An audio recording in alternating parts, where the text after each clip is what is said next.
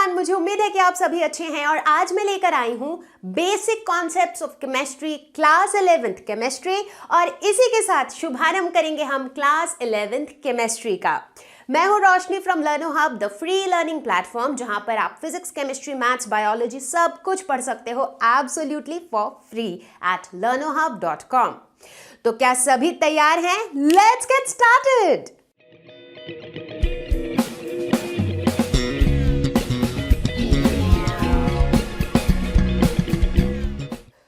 क्या पढ़ने वाले हैं आज हम इस लेसन के अंदर? वो कहते हैं ना, जिस तरह से जब हम उड़ने वाले होते हैं उससे पहले सीट बेल्ट वगैरह पहन के बिल्कुल तैयार हो जाते हैं, ठीक उसी तरह से केमिस्ट्री पढ़ने के लिए आज हम तैयार होने वाले हैं with all the basic concepts of chemistry. इसीलिए बताने की ज़रूरत नहीं है कि this lesson is super duper important, क्योंकि इसमें हम बेसिक्स कवर करेंगे, ठीक है ना। तो बेसिक्स कहाँ से शुरू होगा? बिल्कुल बेस से। What is chemistry? केमिस्ट्री क्या है? Science of atoms, molecules and their transformations. मतलब कुछ यूं समझ लो कि केमिस्ट्री जब हम पढ़ेंगे ना, तो कोई भी सामान, अगर ये बॉटल है मेरे हाथ में, तो हम इसे उस नज़रिए से देखेंगे कि इसके अंदर क्या है, ये मैटर है, इसके अंदर मॉलिक्यूल्स है, उसके अंदर एटम्स है। तो हम हर चीज़ को एटम्स, मॉलिक्यूल्स वाले नज़रिए से देखेंगे और उनके ट्रांसफॉर्मेशंस पे फोकस करेंगे। अब आप कहोगे कि ट्रांसफॉर्मेशन बोले तो जैसे मान लो मैं कहती हूँ कि जैसे डायमंड कैसे बनता है? कोल से बनता है। जब हम उसे हाई टेम्परेचर और हाई प्रेशर पे सालों साल तक छोड़ देते हैं तो डायमंड बन जाता है। तो होता क्या है अंदर? क्या ऐसा मैजिक होता है? हम तो बाहर से कोई सामान नहीं डालते। तो यानी कि उनके जो अंदर के कॉन्स्टिट्यूएंट पार्टिकल्स हैं, जो एटम्स, मॉलिक्यूल्स हैं, उन्हीं में कुछ ट्रांसफॉर्मेशंस आते हैं जिसकी वजह से हमें डायमंड मिलता है। इतना ही नहीं, अगर पानी में मैं थोड़ा सा डिटर्जेंट डाल देती हूँ, वो मेरे कपड़ों की सारी गंदगी निकाल देता है यार, और कपड़े साफ कर देता है। कैसे? क्या मैजिक होता है? वहाँ पर भी कुछ रिएक्शंस होते हैं जिसके वजह से, और वो रिएक्शंस किसके बीच में होते हैं? एटम्स और जो कॉन्स्टिट्यूएंट पार्टिकल्स हैं उनके बीच में होते हैं, राइट।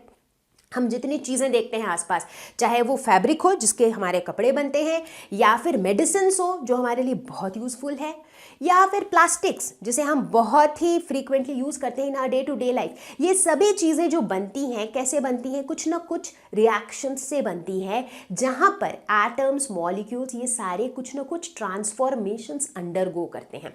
और केमिस्ट्री में हम इन्हीं सब चीज़ों के बारे में पढ़ते हैं। तो हमारी कहानी की शुरुआत कहाँ से होगी? वहीं मैटर से होगी। बचपन से पढ़ते आ रहे हैं what is matter. Anything that occupies space and has mass is matter. Bottle को ले लो, मास है, हाँ कुछ तो मास है। स्पेस भी, हाँ भाई इतना स्पेस ऑक्यूपाई कर रहा है तो मैटर है।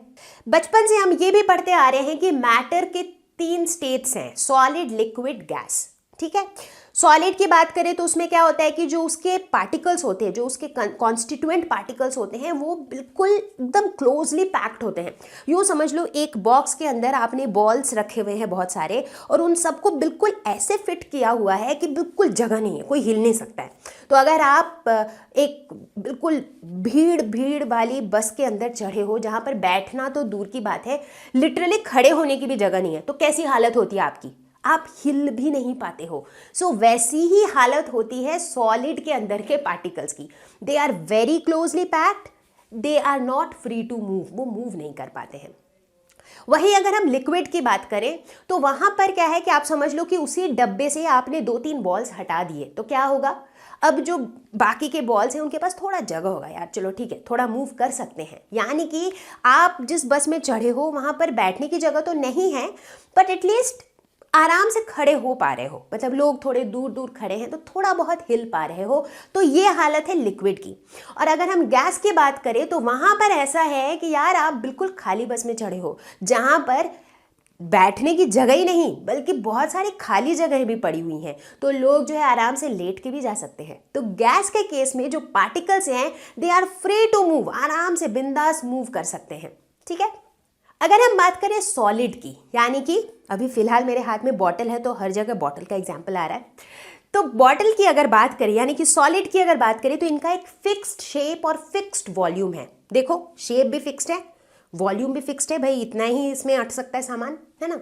वहीं जैसे लिक्विड पे पहुंच जाएंगे, इसके अंदर जो पानी है अगर उसकी बात करें जो कि लिक्विड है, तो इसका एक फिक्स्ड वॉल्यूम तो है। लेट अस सपोज अगर मैं कहूँ कि यार मेरे पास अभी लगभग लेट्स से 100 ml पानी है, या ठीक है, तो वो वॉल्यूम तो फिक्स ही है। अब इसे मैं किसी और कंटेनर में भी ट्रांसफर कर दूं तो मेरा वॉल्यूम ऑफ वाटर उतना ही रहेगा, लेकिन जो इसका शेप है, फिलहाल ये इस बॉटल के अंदर है तो इसने बॉटल का शेप ले लिया है। इसे मैं ग्लास में डाल दूंगी तो ये ग्लास का शेप ले लेगा, इसे मैं किसी कटोरी में डाल दूंगी उसका शेप ले लेगा। तो यानी कि लिक्विड्स के केस में they have a fixed volume but not a fixed shape. और वहीं अगर हम चले जाएं गैसेस की तरफ, तो गैस को आप विजुअलाइज कर सकते हो, लेट्स से अगरबत्ती, इंसेंस स्टिक, उसका जो धुआं निकलता है उसको ऑब्जर्व किया ही होगा कभी ना कभी, तो आप देखोगे कि उसका कोई फिक्स्ड शेप भी नहीं होता है, वो कैसे भी मूव करता है, और उसकी कोई फिक्स्ड वॉल्यूम भी नहीं होती है। तो गैसेस के केस में they neither have a fixed shape nor a fixed volume.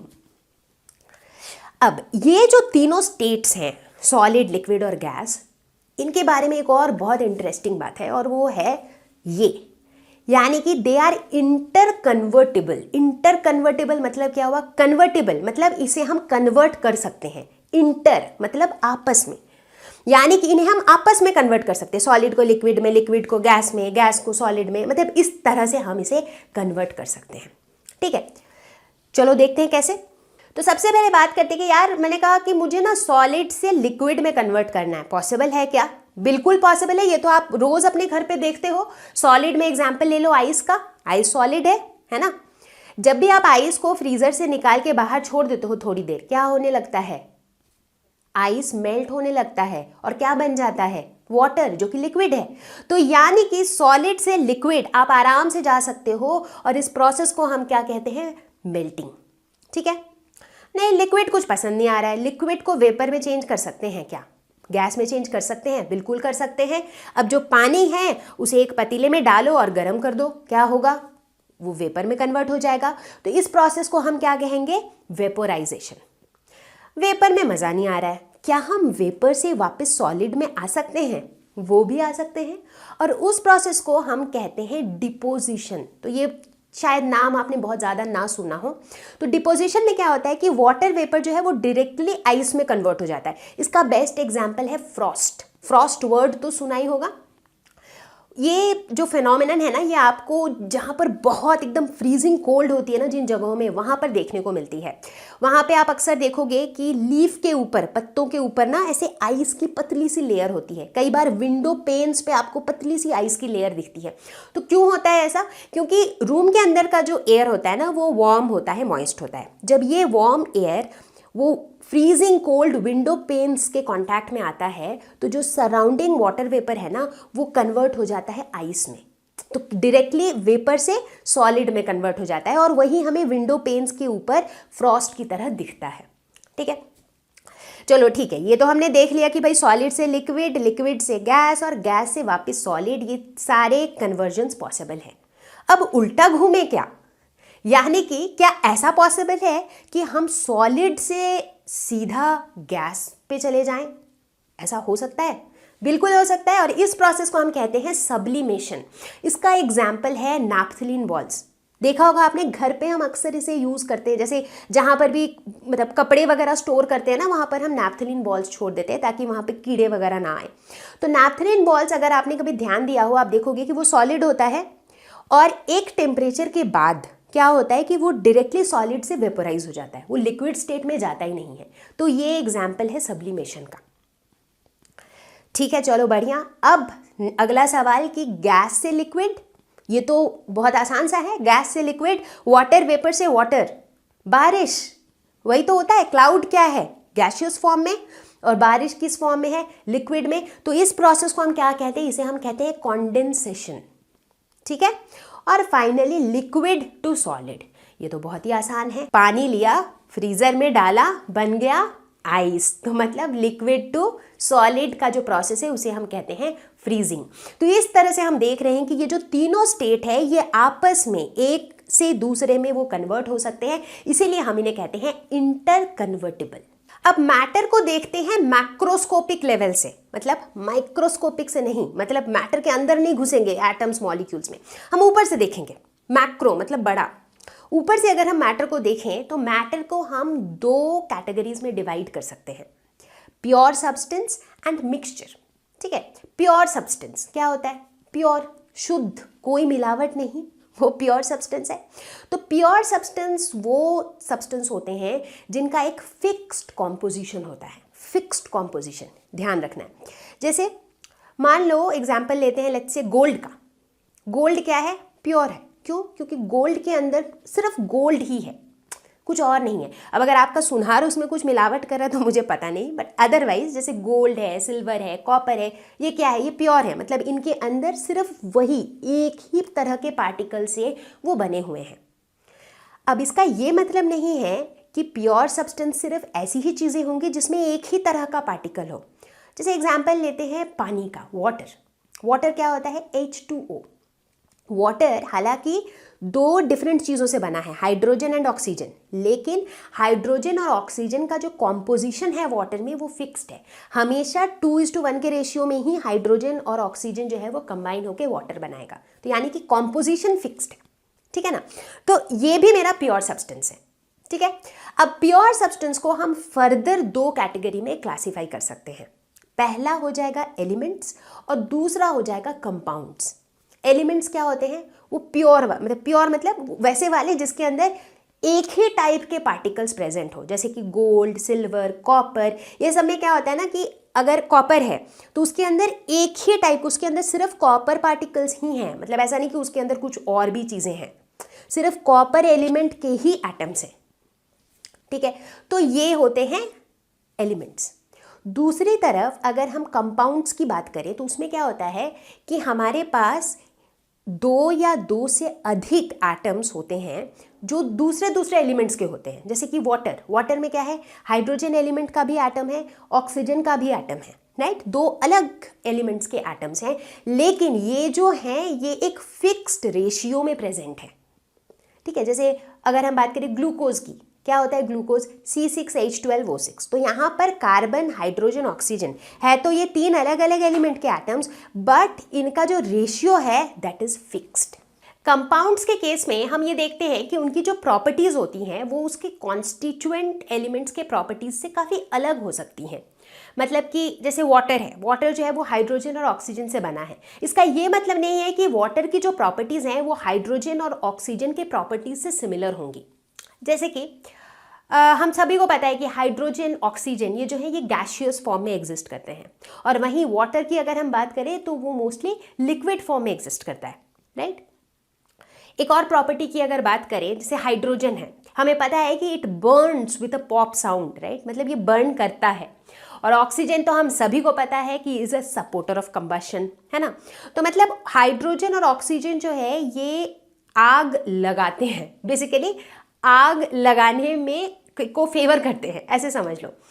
दूसरी तरफ वाटर क्या करता है? आग बुझाता है। तो बेसिकली यहाँ तो हम देख रहे हैं कि दोनों की बिल्कुल कॉन्ट्रास्टिंग प्रॉपर्टीज़ हैं, और ऐसा हो सकता है कि कंपाउंड की जो प्रॉपर्टीज़ हो वो उसके कॉन्स्टिट्यूएंट एलिमेंट्स के प्रॉपर्टीज़ से बहुत अलग हो। तो अब हम बात करते हैं मिक्सचर की। जो मिक्सचर वर्ड है, इसको सुन के आपको डे टू डे लाइफ में से क्या याद आता है? चाय कॉफ़ी के साथ जो मिक्सचर हम खाते हैं, राइट, उसके अंदर गठिया भी होता है, चना भी होता है, मूंगफली भी होती है, बहुत सारी चीज़ें मिक्स करके बनाई जाती है, राइट। तो मिक्सचर क्या है? Basically it is a mix of different substances. तो ऐसा ही होता है हमारा ये मिक्सचर भी, ठीक है। तो यहाँ पर अलग अलग सब्सटेंस मिक्स होते हैं इन एनी रेशियो, मतलब जिस तरह से प्योर सब्सटेंसेस के केस में फिक्स्ड कॉम्पोजिशन होता था, यहाँ पर कोई फिक्स्ड कॉम्पोजिशन नहीं है, किसी भी रेशियो में बहुत सारी चीज़ें मिक्स हो जाती हैं। अब जैसे मिक्सचर के, वो खाने वाले मिक्सचर के अंदर भी अगर गठिया ज़्यादा हो गया कोई बात नहीं, मूंगफली थोड़ी कम हो गई कोई बात नहीं, तो कोई फिक्स्ड कॉम्पोजिशन नहीं होता है, राइट। अब मिक्सचर को हम फर्दर दो कैटेगरी में डिवाइड कर सकते हैं, homogeneous mixture, heterogeneous mixture. Homogeneous mixture क्या होता है? होमो वर्ड का मतलब क्या होता है? Same, uniform. तो होमोजेनियस मिक्सचर के अंदर ये जो कंपोनेंट्स हैं जो मिक्स हो रहे हैं वो एक दूसरे के साथ इतने अच्छे तरीके से मिक्स हो जाते हैं कि उस पूरे चीज़ के अंदर उसकी यूनिफॉर्म कॉम्पोजिशन हो जाती है। एग्जाम्पल, मान लो मैंने नमक लिया, सॉल्ट, और पानी लिया, और पानी के अंदर हमने सॉल्ट को मिक्स कर दिया। पानी और सॉल्ट इन दो चीज़ों को हमने मिक्स किया, ठीक है, दो अलग चीज़ें हैं जिनको हमने मिक्स किया है, लेकिन ये दोनों चीज़ें एक दूसरे के साथ इतने अच्छे तरीके से मिक्स हो जाते हैं तो हमें क्या मिलता है, सॉल्ट सॉल्यूशन मिलता है। अब उस सॉल्ट सॉल्यूशन को अगर आप देखो, वो आपको एक सिंगल चीज़ दिखती है, उसके अंदर आपको फिर सॉल्ट अलग से और पानी अलग से नहीं दिखता है। क्यों? क्योंकि वो एकदम अच्छे से मिक्स हो गई है। और अब इस ग्लास के अंदर जितना भी सॉल्ट सॉल्यूशन है, किसी भी पोर्शन में जो कॉम्पोजिशन है वो यूनिफॉर्म है, मतलब वो यूनिफॉर्मली मिक्स हो चुका है सॉल्ट उस पानी में, राइट। तो ये है हमारा होमोजीनियस मिक्सचर। शुगर सॉल्यूशन ले लो, सॉल्ट सॉल्यूशन ले लो, वाटर ले लो, ये सारे हमारे होमोजीनियस मिक्सचर हैं।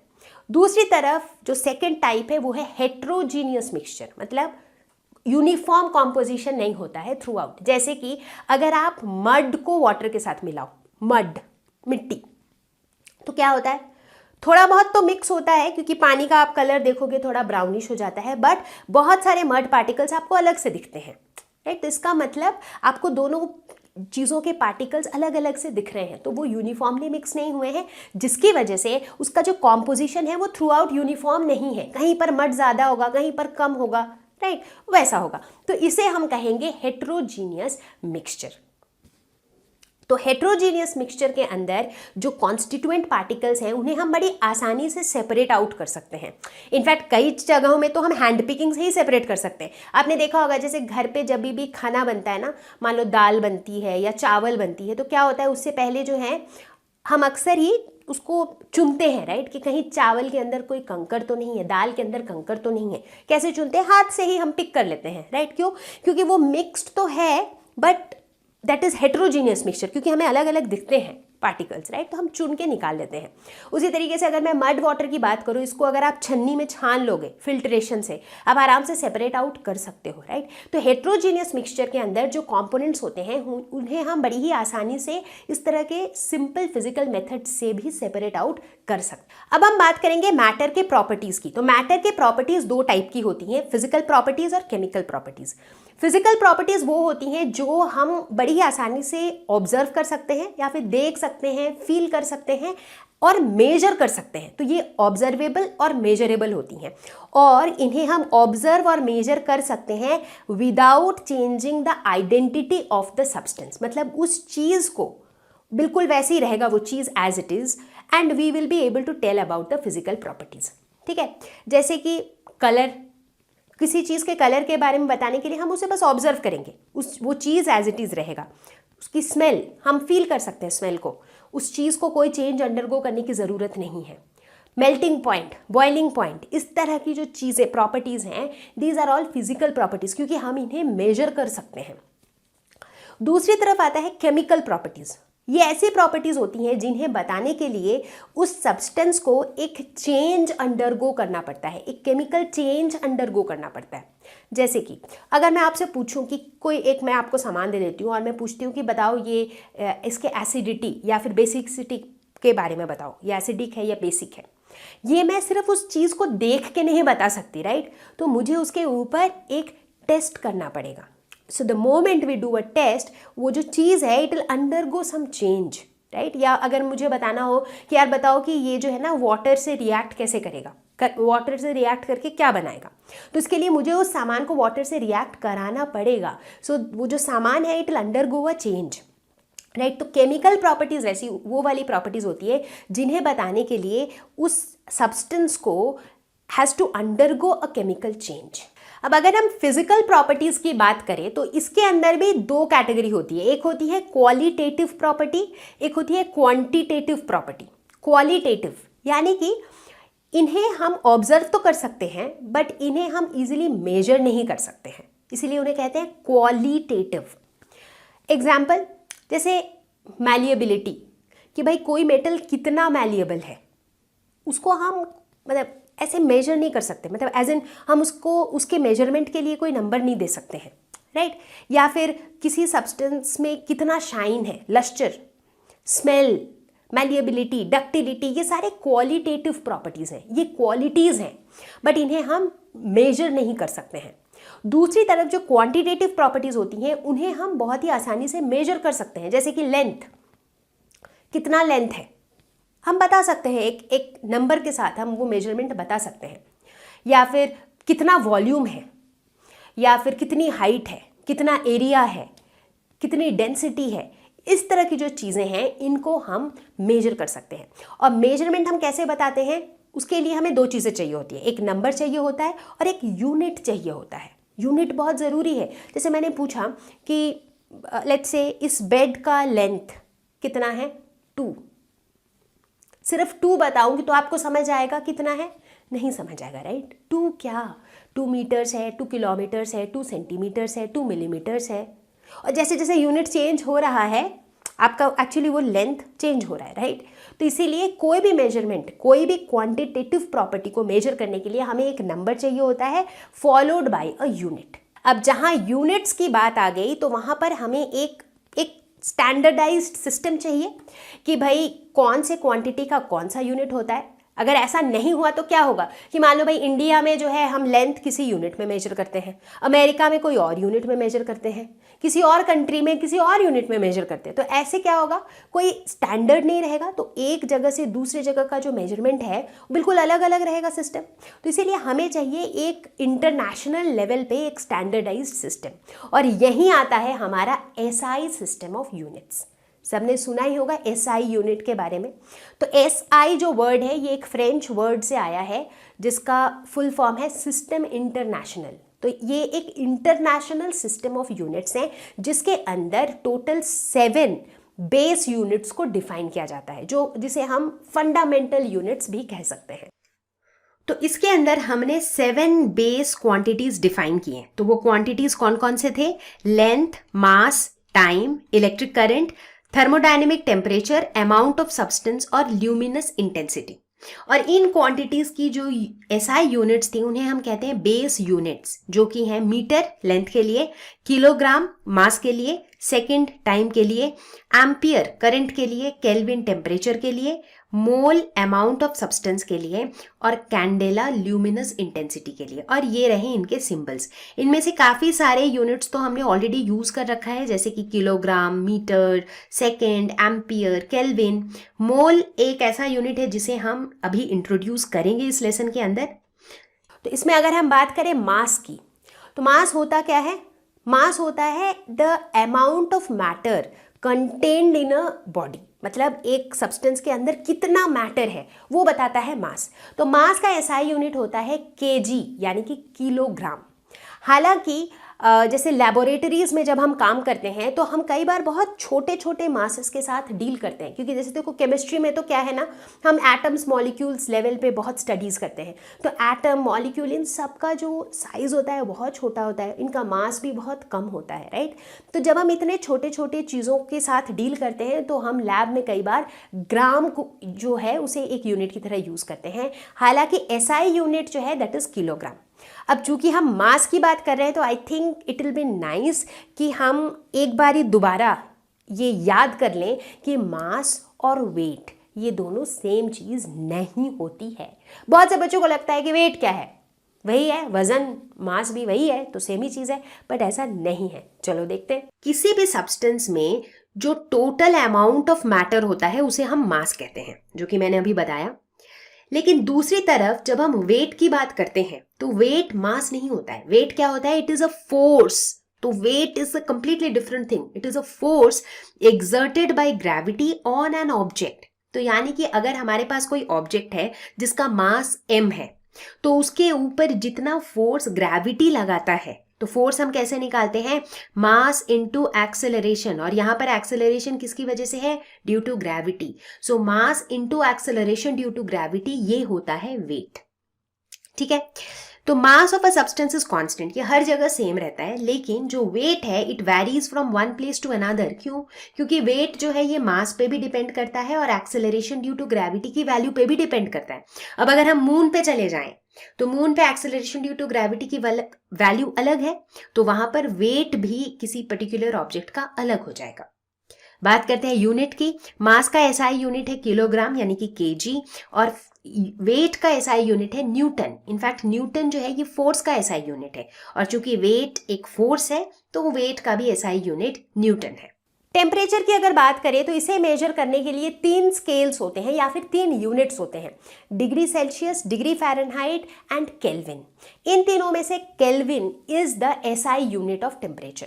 ये रहे टेम्परेचर के 3 scales, that is kelvin, Celsius और फ़ारेनहाइट।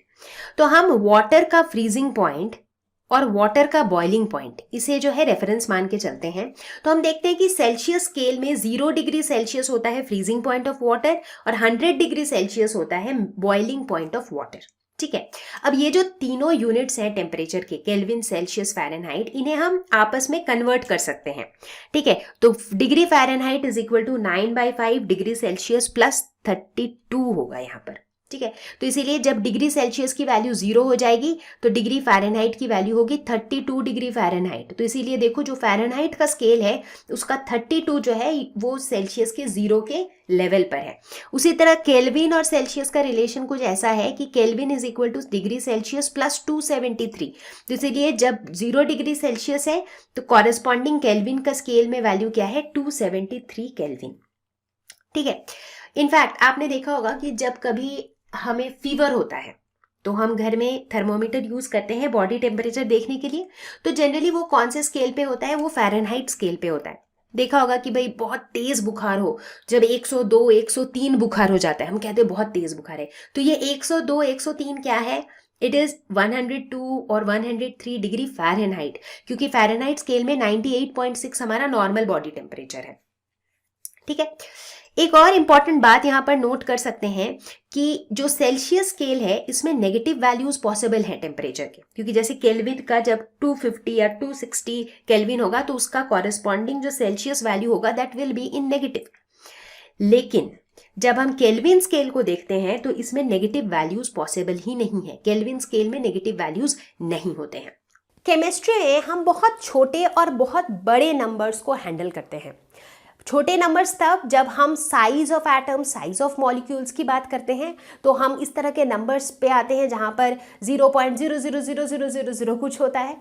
उसी तरह से कभी कभी हम नंबर ऑफ एटम्स और नंबर ऑफ मॉलिक्यूल्स की बात करते हैं और तब हम डील करते हैं बहुत बड़े बड़े नंबर्स जिनके बाद में बहुत सारे जीरोज होते हैं, है ना। तो इसीलिए यहाँ पर हम क्या करते हैं, कन्वीनियंस के लिए हम इन्हें लिखते हैं 10 टू द पावर करके। जैसे अगर कोई बहुत छोटा नंबर है तो हम लिख देंगे 10 to the power -10, 10 to the power -20, -30 या कुछ भी। उसी तरह बहुत बड़े नंबर्स के लिए 10 to the power 25, 10 to the power 35 and so on.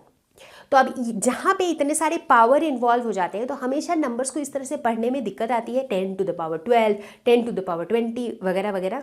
और यहीं पे हम इंट्रोड्यूस करते हैं प्रीफिक्सेस। इस प्रीफिक्सेस की लिस्ट को अगर आप देखो तो इसमें से कुछ ऐसे प्रीफिक्सेस हैं जिससे हम ऑलरेडी एक्वेंटेड हैं, हम उन्हें यूज करते हैं, जैसे कि milli, centi, deci, metre, deca, hecto, kilo. तो ये तो भैया हमारे जान पहचान वाले हैं, है ना। इसके अलावा हम कुछ नए देखते हैं, जैसे अगर 10 टू द पावर 6 हो तो क्या हो जाएगा, मेगा। 10 टू द पावर 9 हो तो हो जाएगा गीगा। 10 टू द पावर 12 हो तो टेरा, 10 टू द पावर 15 हो तो पेटा। एंड आई थिंक इतना तक पता होना काफ़ी है। उसी तरह अगर हम स्मॉलर यूनिट्स पे जाएं तो 10 to the power -6 micro, -9 nano, -12 pico, -15 femto.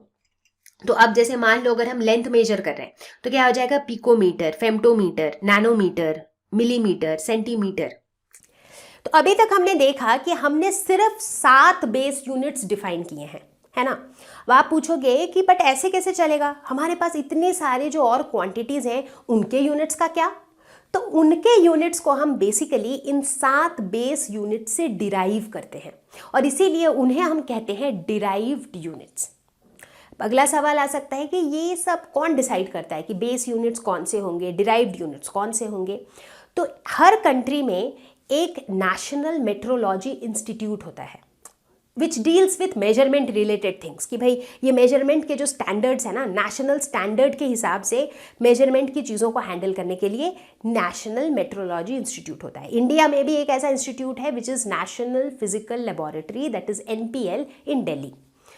ठीक है, तो चलो अब हम आगे देखते हैं कि किस तरह से हम डिराइव्ड यूनिट्स निकालते हैं। तो पहला एग्जाम्पल लेते हैं एक सिंपल सा वॉल्यूम का। ठीक है, वॉल्यूम एक क्वांटिटी है जिसका SI यूनिट मुझे नहीं पता, कैसे सोचेंगे, ऐसे सोचो वॉल्यूम होता क्या है। हम कैसे निकालते हैं मैथमेटिकली वॉल्यूम? अगर मान लो मैं आपको एक क्यूब दे देती हूँ और बोलती हूँ इसका वॉल्यूम निकालो, तो क्यूब का वॉल्यूम क्या होगा? Side cube, right, which is actually length का क्यूब। लेंथ का यूनिट हमें पता है, लेंथ का एसआई यूनिट क्या होता है? मीटर। तो वॉल्यूम का क्या हो जाएगा? Metre cube. हो गया ना डिराइव, मतलब एक बेस यूनिट से हमने इसके यूनिट को, वॉल्यूम के यूनिट को डिराइव कर लिया। ठीक है, अब आप मिला के देख लो, चाहे वॉल्यूम ऑफ सिलेंडर हो, वॉल्यूम ऑफ कोन हो, वॉल्यूम ऑफ क्यूबॉइड हो, हर जगह आप देखोगे कि वॉल्यूम इज एक्चुअली लेंथ का क्यूब। ठीक है, दूसरा एग्जाम्पल लेते हैं, लेट्स टॉक अबाउट से डेंसिटी। डेंसिटी होता क्या है? मास पर यूनिट वॉल्यूम। ठीक है, मास का एसआई यूनिट क्या होता है? Kilogram, KG. और वॉल्यूम का क्या होता है? अभी अभी निकाला हमने, मीटर क्यूब। तो डेंसिटी का एसआई यूनिट क्या हो जाएगा? केजी पर मीटर क्यूब।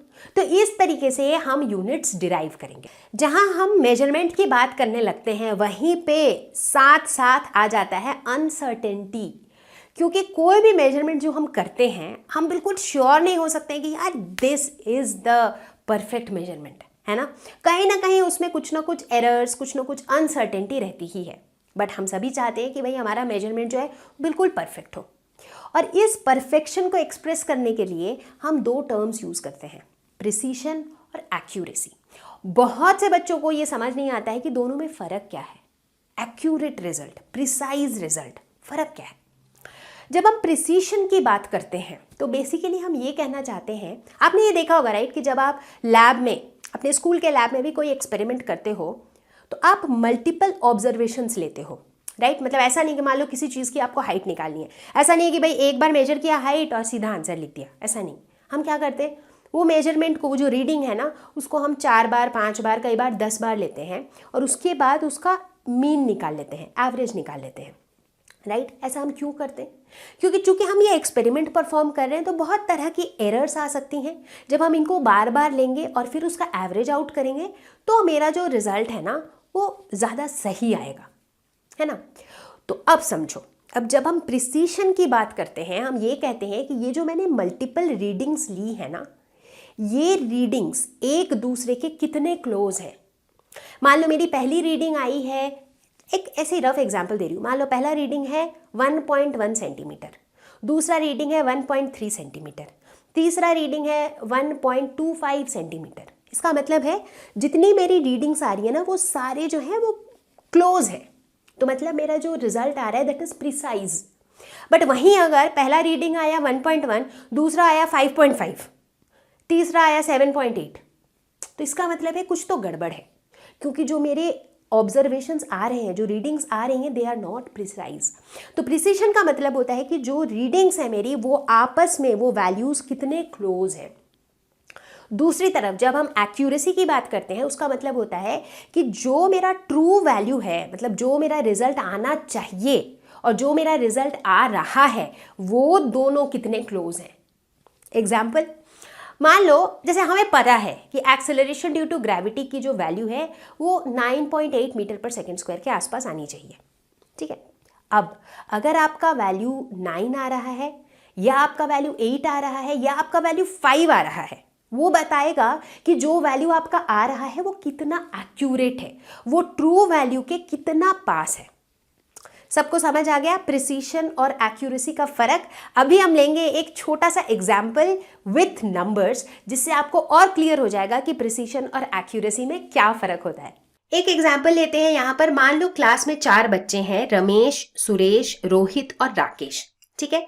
और इन चारों बच्चों ने कोई एक्सपेरिमेंट परफॉर्म किया है स्कूल के साइंस लैब में, और उस एक्सपेरिमेंट का जो आउटपुट आना चाहिए, जो डिजायर्ड वैल्यू है दैट इज 3। कुछ भी एक्सपेरिमेंट किया, मान लो किसी चीज की हाइट निकाली है या कुछ भी किया है जिसमें 3 आना चाहिए आउटपुट। तो बच्चों ने क्या किया कि 2 सेट ऑफ मेजरमेंट्स लिए, यानी कि 2 राउंड ऑफ मेजरमेंट्स लिए, ये राउंड 1 और राउंड 2। उसके बाद सबके जो भी मेजरमेंट्स आए उसका एवरेज यानी कि मीन निकाल लिया, ठीक है। अब हमें बताना है कि किन किन बच्चों के जो रिजल्ट्स हैं दे आर प्रिसाइज और किन किन बच्चों के रिजल्ट्स एक्यूरेट हैं, ठीक है। तो सबसे पहले बात करते हैं प्रिसीशन की। प्रिसीशन मतलब जो मल्टीपल राउंड्स में जो वैल्यूज हमारी आई हैं वो एक दूसरे के कितने पास है। तो यहाँ हम देखते हैं कि अगर रमेश की बात करें तो पहले राउंड में 2.80, दूसरे राउंड पे 3। दोनों एक दूसरे के बहुत ज़्यादा पास नहीं है, राइट, तो इसीलिए ये प्रिसाइज नहीं है। अगर बात करें सुरेश की, 2.91 और 2.90 ये काफ़ी पास है, मतलब 0.01 का डिफरेंस है, राइट, तो इसीलिए ये प्रिसाइज है। 3.01 2.99 ये भी काफ़ी पास है, ऐसे देखने में 2 पॉइंट और 3 पॉइंट लग रहा है, बट 2.99 के बाद क्या आएगा 3.00, फिर आएगा 3.01, राइट, तो 0.02 का ही फर्क है, तो ये भी प्रिसाइज है। राकेश के जो मेजरमेंट्स हैं वो है 2.90 3.10, ये तो बहुत फर्क है दोनों में, लगभग 0.2 का फर्क है, राइट, तो इसीलिए ये प्रिसाइज नहीं है। अब अगर बात करें एक्यूरेसी की, एक्यूरेसी मतलब जो डिजायर्ड वैल्यू है, यानी कि 3 के नजदीक किनका आंसर है, राइट।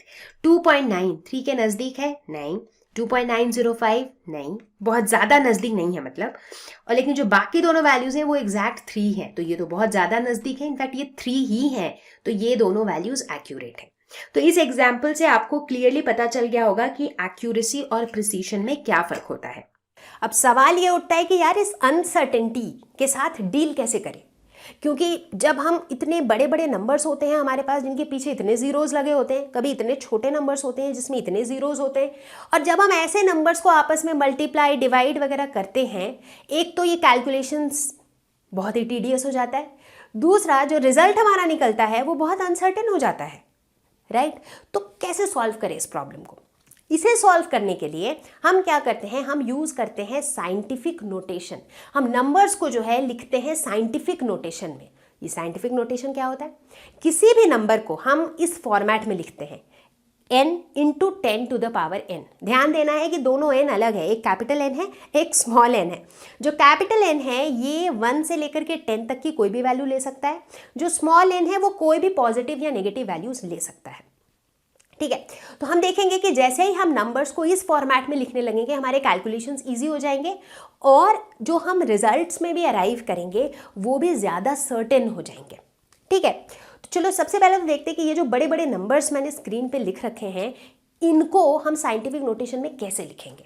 तो अगर हमें इस नंबर को साइंटिफिक नोटेशन में लिखना हो, साइंटिफिक नोटेशन क्या है, n into 10 to the power n, जहां पर n की वैल्यू 1 to 10 के बीच में होनी चाहिए, ठीक है। तो इस नंबर को सबसे पहले तो देखो क्या करना है कि यहाँ पर अभी फिलहाल जो मेरा नंबर है इसमें डेसिमल पॉइंट कहाँ है, यहाँ लास्ट में है, कुछ इस तरीके से है, राइट। तो इस डेसिमल पॉइंट को मुझे इधर मूव कराते जाना है, कहाँ तक, जब तक मेरा जो पहला नंबर है ना वो 1 to 10 के बीच का नंबर ना हो। तो इसीलिए बेसिकली मुझे डेसिमल पॉइंट यहाँ डालना है। तो मुझे क्या लिखना है, इसे 6.022 इंटू 10 टू द पावर। अब देखो एक छोटी सी चीज़ यहाँ पर याद रखना, ये आपने बचपन में ही पढ़ा होगा कि ये जो डेसिमल पॉइंट है ना, जब ये लेफ्ट की तरफ मूव होती है तो मेरा 10 टू द पावर जो है ये पावर इंक्रीज होता है, और जब ये डेसिमल पॉइंट राइट की तरफ मूव होती है तो मेरा पावर जो है वो डिक्रीज होता है। अब देखो इसी को लगाएंगे हम यहाँ पर, तो इस केस में जो मेरा डेसिमल पॉइंट है वो किधर मूव हो रही है, लेफ्ट की तरफ, यानी कि पावर मेरा बढ़ेगा। तो फिलहाल मेरा पावर क्या था, 0 था, तो 0 से अब पावर बढ़ेगा। अब देखो जितने प्लेसेस ये मूव हो रहा है, मतलब ये यहाँ था 1 2 3 4 5 6 7 8 9 10 11 12 13 14 15 16 ऐसे करते करते कितने प्लेसेस मूव हो रहा है, ये 23 प्लेसेस। तो ये हो जाएगा 6.022 इंटू 10 टू द पावर 23। तो इस तरीके से हम साइंटिफिक नोटेशन में लिखते हैं।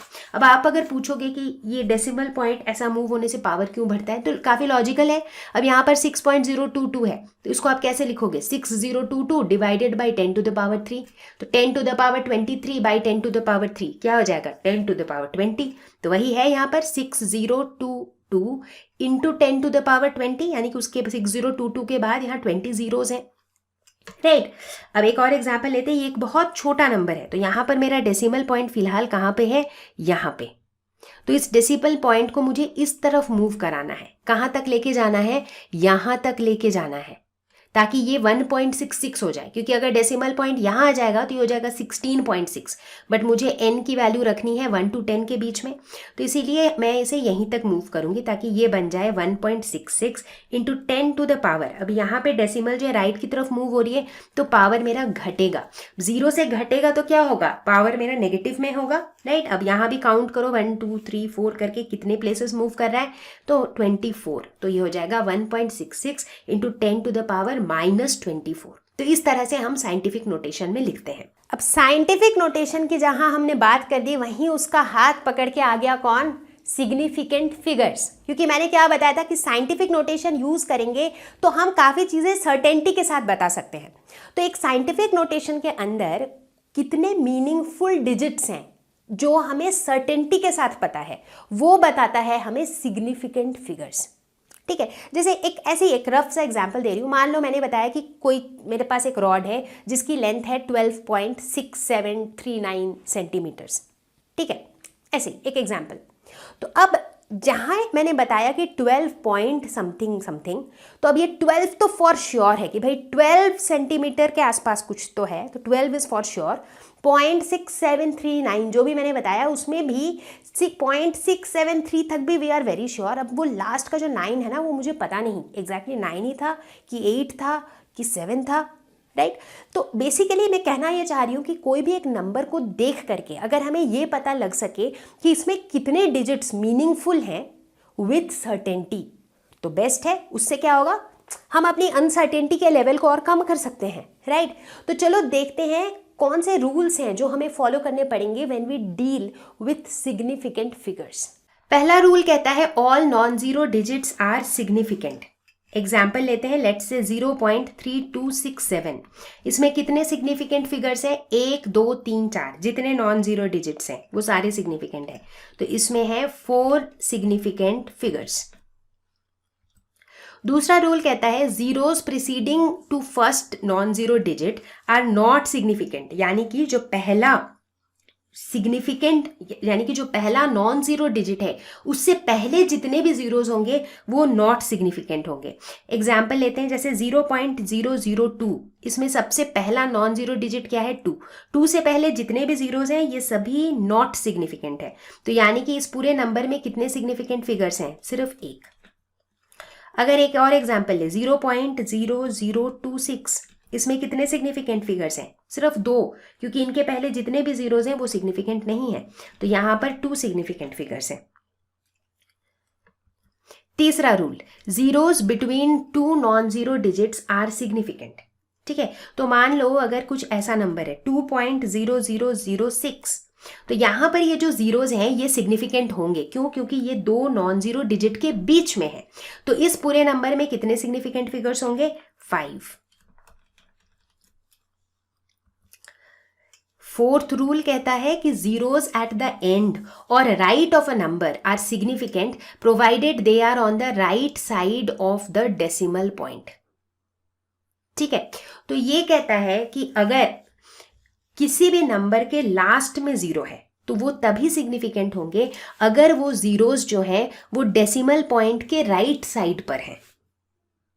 ठीक है ना, अगर वो डेसिमल पॉइंट के राइट साइड पर है। तो एग्जाम्पल लेते हैं, मान लो 260.50, इसमें कितने सिग्निफिकेंट फिगर्स हैं, 265, तो ये 3 तो पक्का ही है क्योंकि ये नॉन जीरो डिजिट्स हैं। ये वाला जीरो भी सिग्निफिकेंट है क्योंकि ये 2 नॉन जीरो डिजिट के बीच में आता है। लास्ट वाला जीरो भी सिग्निफिकेंट है क्योंकि ये लास्ट में आता है, तो क्या हुआ, ये डेसिमल पॉइंट के तो राइट में आता है। तो यानी कि इसमें 5 सिग्निफिकेंट फिगर्स हैं। ठीक है, अगर 2.600 की बात करें, इसमें कितने सिग्निफिकेंट फिगर्स हैं, इसमें 4 सिग्निफिकेंट फिगर्स हैं क्योंकि ये भी जो जीरोज हैं ये डेसिमल पॉइंट के राइट में आता है।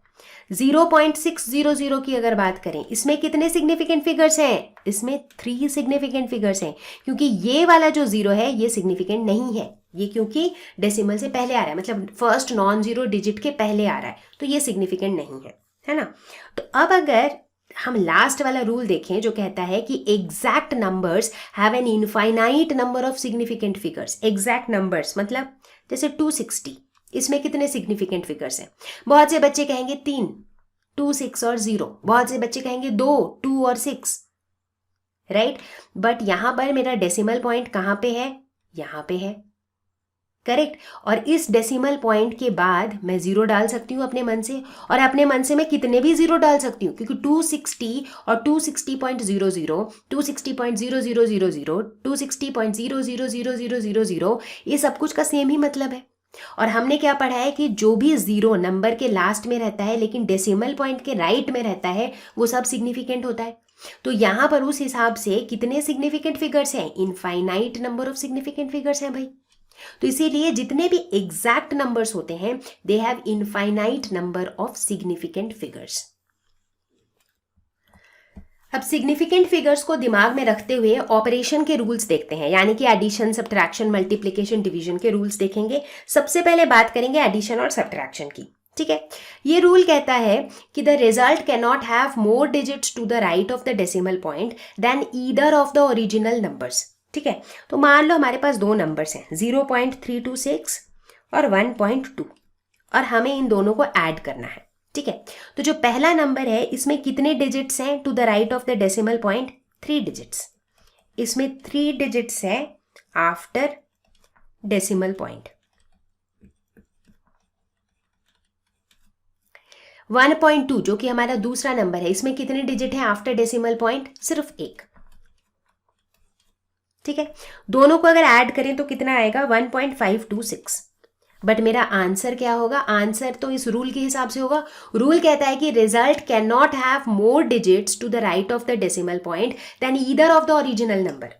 तो दोनों ओरिजिनल नंबर में से एक के में डेसिमल के बाद 1 डिजिट है, दूसरे में डेसिमल के बाद 3 डिजिट है। तो बेसिकली आंसर में जो है डेसिमल के बाद 1 डिजिट ही हो सकता है, उससे ज़्यादा नहीं हो सकता है, ठीक है। तो मेरा आंसर हो जाएगा 1.5, ठीक है। अब देखते हैं कि मल्टीप्लिकेशन और डिवीजन के टाइम पे कैसा रूल होता है। तो ये रूल कहता है कि in these operations the result must be reported with no more significant figures as are there in the measurement with few significant figures. मतलब अगर मान लो हम 0.326 को मल्टीप्लाई करते हैं 1.2 से, ठीक है, तो 0.326 में कितने सिग्निफिकेंट फिगर्स हैं, 3 सिग्निफिकेंट फिगर्स हैं। 1.2 में कितने सिग्निफिकेंट फिगर्स हैं, 2 सिग्निफिकेंट फिगर्स हैं, ठीक है। दोनों को मल्टीप्लाई किया तो मेरा आंसर आया 0.3912, ठीक है। बट जो मेरा फाइनल आंसर होगा वो कितना होगा, फाइनल आंसर में इन दोनों में से जो मेरे दो नंबर्स मैंने मल्टीप्लाई किए थे उसमें से जिस नंबर में लेस सिग्निफिकेंट फिगर्स हैं मेरे फाइनल आंसर में भी उतने ही सिग्निफिकेंट फिगर्स होने चाहिए।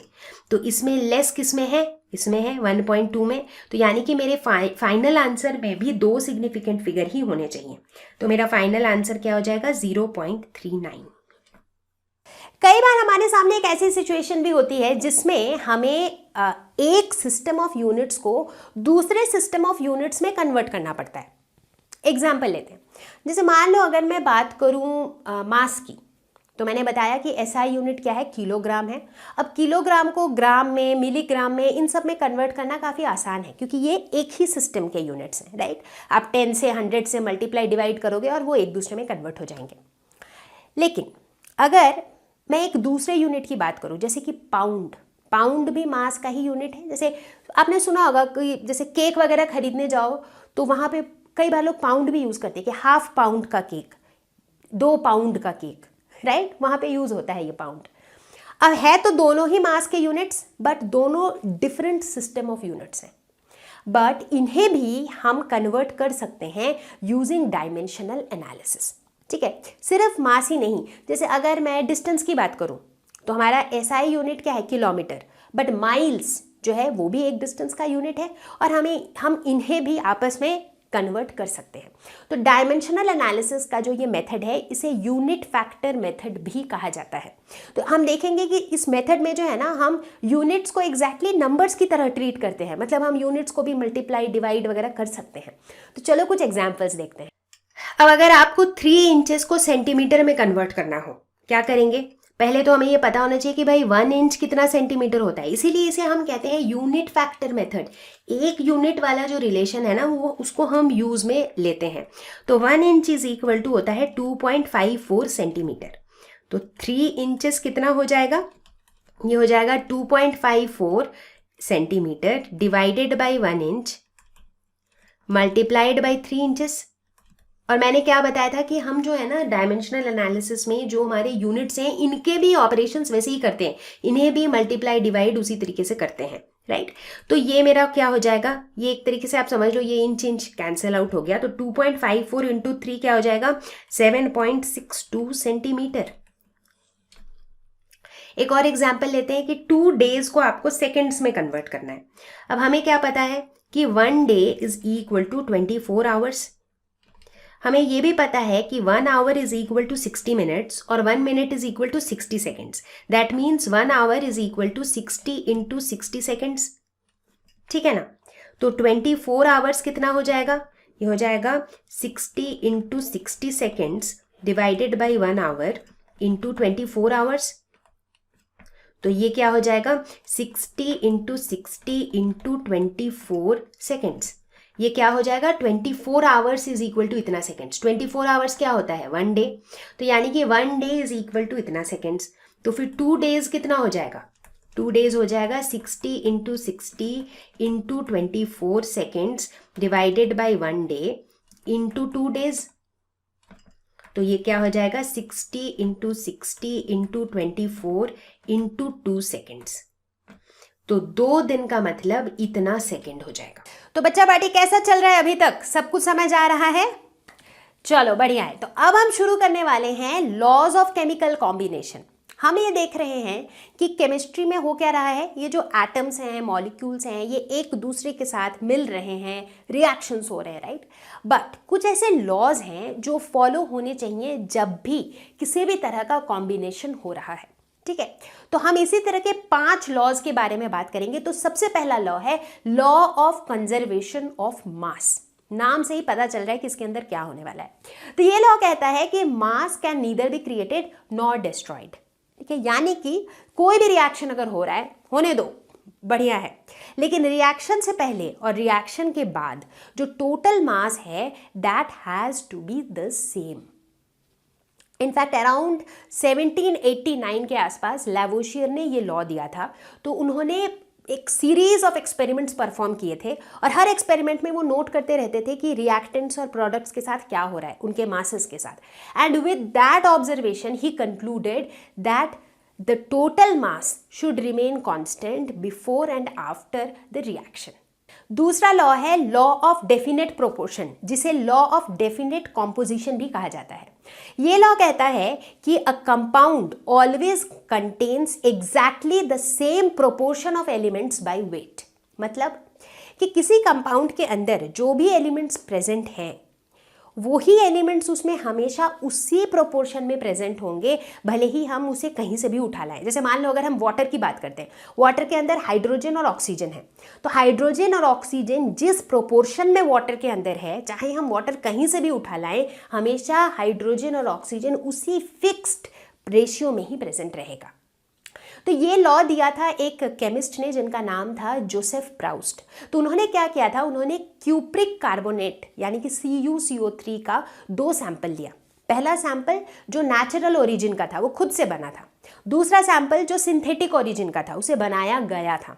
उन्होंने क्या देखा, दोनों ही सैंपल में percentage of copper, percentage of carbon और परसेंटेज ऑफ ऑक्सीजन बिल्कुल सेम था, राइट। तो इसीलिए इसे कई बार कहा जाता है लॉ ऑफ डेफिनेट कॉम्पोजिशन।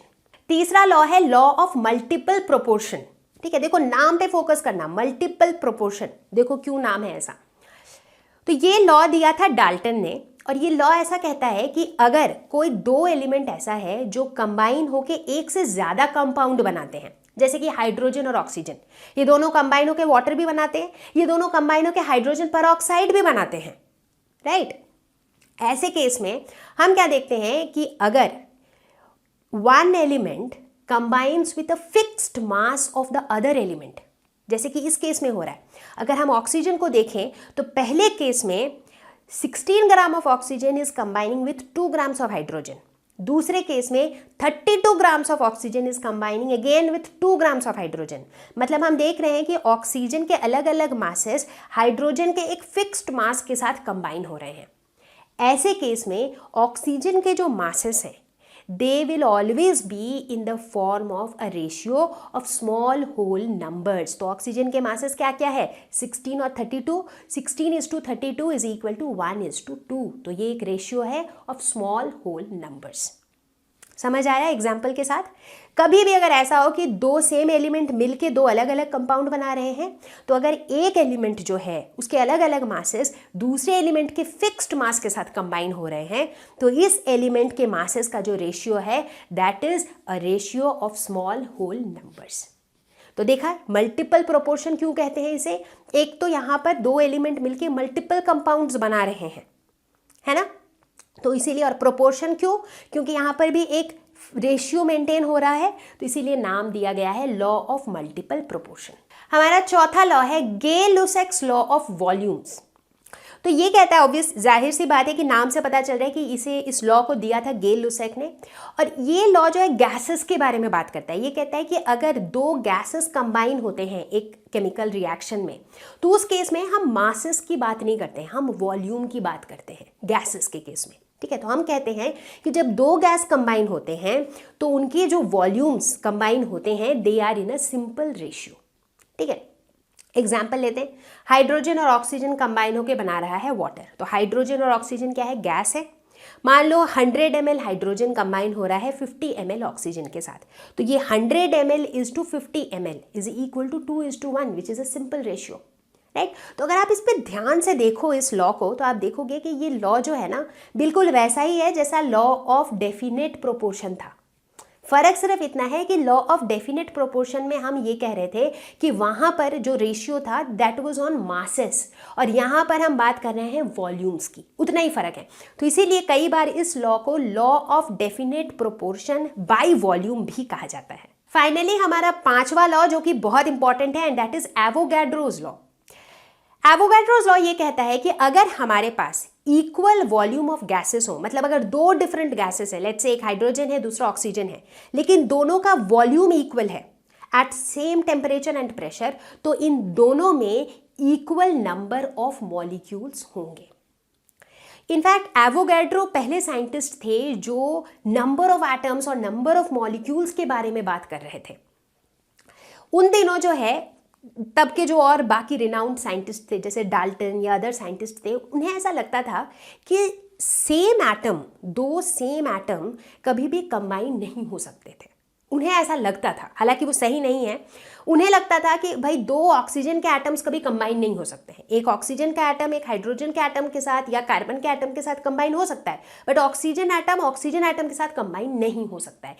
लेकिन आज की डेट में हमें पता है कि जो ऑक्सीजन का मॉलिक्यूल होता है वो डाई एटॉमिक होता है, और वो कैसे बनता है, दो ऑक्सीजन एटम्स के कंबाइन होने से.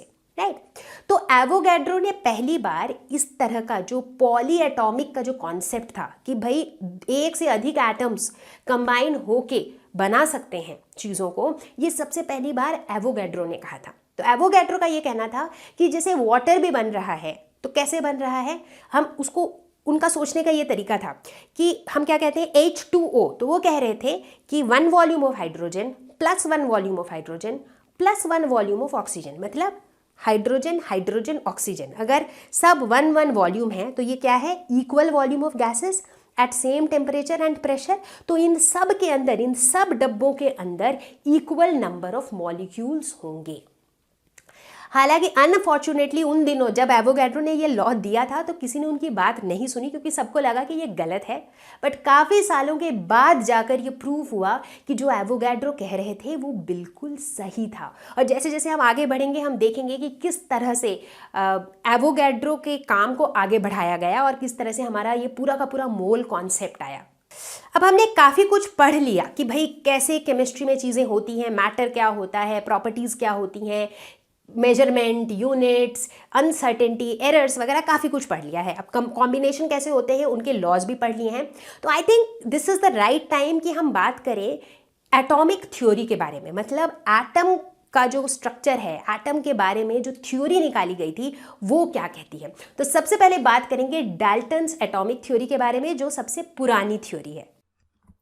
तो सबसे पहली बात जो डाल्टन ने बताई थी वो ये थी कि matter consists of indivisible atoms, मतलब एटम्स को जो है हम फर्दर डिवाइड नहीं कर सकते हैं, ऐसा डाल्टन ने कहा था, जो कि आज की डेट पे गलत है.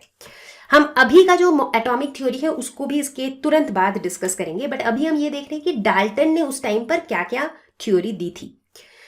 दूसरी चीज डाल्टन ने यह बताई थी कि all the atoms of a given element have identical properties including atomic mass and atoms of different elements differ in mass. मतलब अगर एक ही एलिमेंट के एटम्स है तो सारे एटम्स के सेम प्रॉपर्टीज होंगे, सेम मास होगा। अगर डिफरेंट एलिमेंट्स का एटम है तो उसका मास डिफरेंट होगा। ये भी आज की डेट पे गलत प्रूफ हो गया है। तीसरा जो बताया गया था वो ये था कि compounds are formed when atoms of different elements combine in a fixed ratio. तो डाल्टन का ये मानना था कि एटम्स जो है सिर्फ अलग अलग एलिमेंट्स के ही कंबाइन हो सकते हैं, दो एटम्स सेम एलिमेंट के कभी कंबाइन नहीं हो सकते हैं। वो भी गलत प्रूफ हो चुका है, क्योंकि आज की डेट पे दो ऑक्सीजन एटम्स भी कंबाइन होकर ऑक्सीजन का मॉलिक्यूल बना सकते हैं, राइट।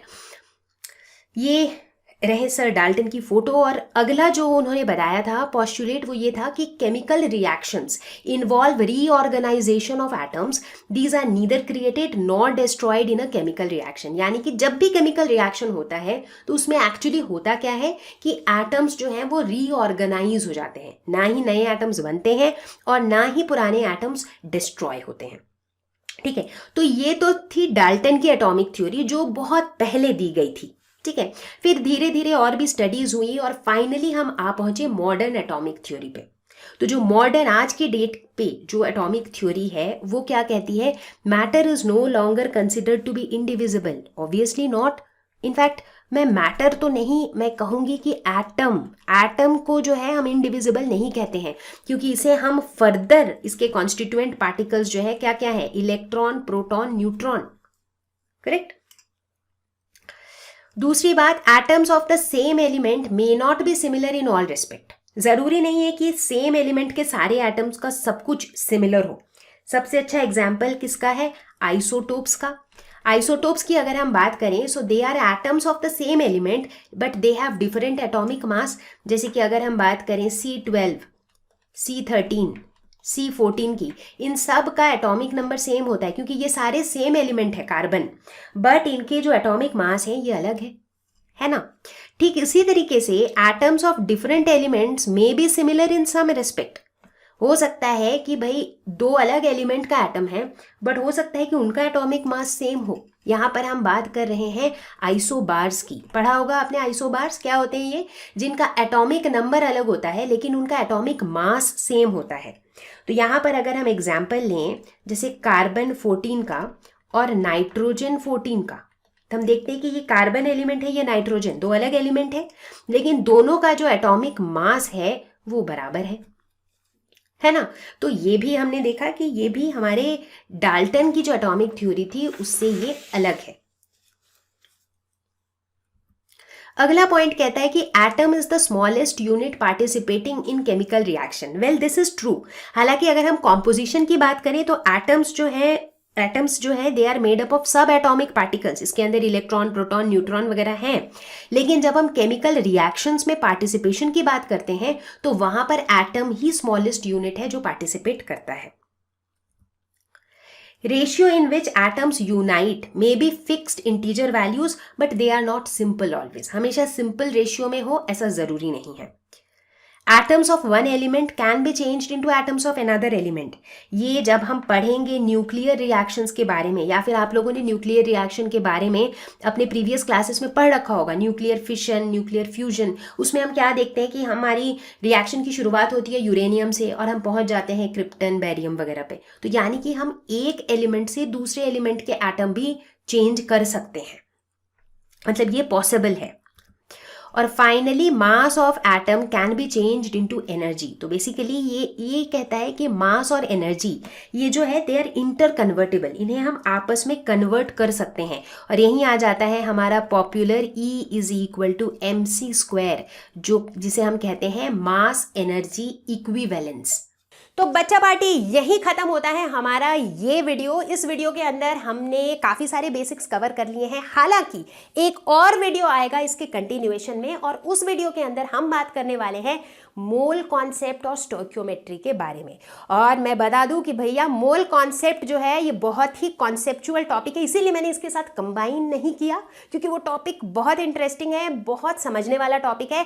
तो साथ ही बने रहिएगा, मैं जल्दी ही लेकर आती हूँ मोल कॉन्सेप्ट का एक मज़ेदार और मस्त वीडियो जो सबको समझ आएगा। So stay home, stay safe, take care, bye bye.